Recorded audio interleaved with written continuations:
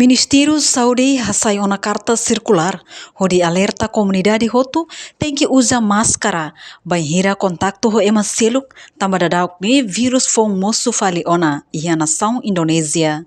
Presidente Comissão Organizador, atividades Simpósio Cuidado Emergência, Eldegar Lopes Martins satu informação neba jornalista Sira, e a salão CNE quinta-feira loron sanulu racing rua, fulan zonyo tinane. Tuirnia, carta circular nebe Ministério Saúde hasaine, importante tebes, tamba possibilidade Timor-Leste bele ia situação balung, hanesang ature emergência ba COVID-19 resensia, ho tipo seluk. Ano ini circular importante mo, kata ia possibilidade ia fale sama lu ia fale situação re-emergência, mas situação COVID tipo seluk.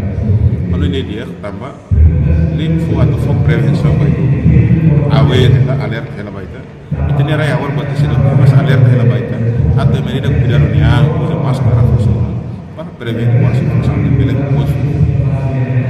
Portanto, vírus fong ne modelo hanesang COVID-19 resensia, may be variedade mak COVID seluk fali, nebe dadang ne lau hela ia nação vizinho Sira, hanesang Indonésia, Malaysia, no Singapura. Mesmo Timor-Leste rasik sedau afeta, mas precisa halo intervenção zero. Também alerta a comunidade Sira tem que usar máscara. Reportagem Marquita da Silva, Televisão Timor-Post. Janela informação ba emohoto.